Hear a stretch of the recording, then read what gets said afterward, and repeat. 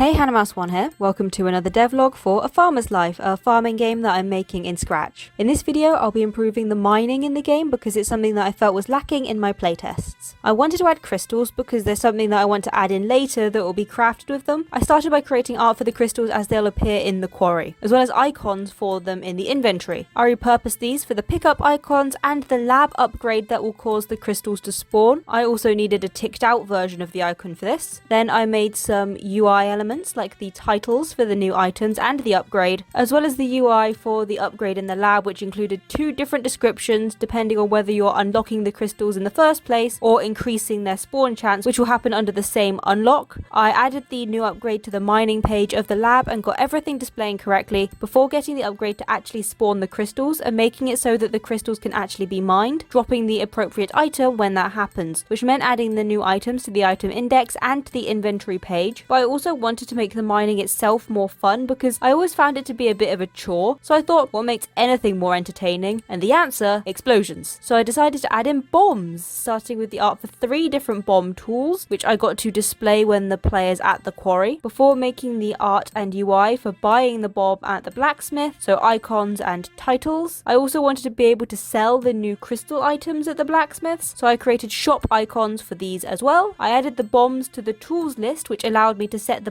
brightness for the bomb tools in the quarry before making it so that you can actually buy the bombs in the blacksmiths, which took a bit of figuring out because they aren't considered items in the same way that the ore or crystals are, so I had to factor each one in individually. But once you can buy the bombs, I needed to make it so that they can be placed by the player and actually blow up the surrounding tiles. The weak bomb damages the tiles directly above, below and either side of the central tile. The standard damages the surrounding 8 tiles and the strong damages the surrounding 20. I had to create a custom block that handles damaging and, if appropriate, destroying the surrounding entities. This had to factor in a lot of different things, one of which was, for example, the large rocks, which had to damage the entire rock regardless of which of the tiles fell within range. Next, I wanted a shadow image of the bomb to appear where the player would place it when the bomb is selected and the player mouses over the empty tile. So I needed to create art for each of the bombs as they would exist in the world. So there's a small one with a copper band, a medium with an iron band, and a large with a gold band. And I added the code to get these to appear with a ghost effect of 50 to make it clear that it's a shadow of what will be placed, unlike the rocks and things which exist physically within the space and are therefore completely opaque. I made a few tweaks, edits and fixes to the UI in the new and improved blacksmith shop, especially when it comes to what gets displayed when the bomb items are moused over. And finally, I made it so that there's UI to display how many of the selected bomb you have left, which took a little while because there's no other UI in the game that acts like I wanted this to act, so I did have to refactor a few things. But that's all I got done for this week, so thanks for watching. I hope you enjoyed this video. Like and subscribe if you did. It lets me know this is what I want to see more of. Join the Discord, link down below, and I'll see you next week with another video. Bye!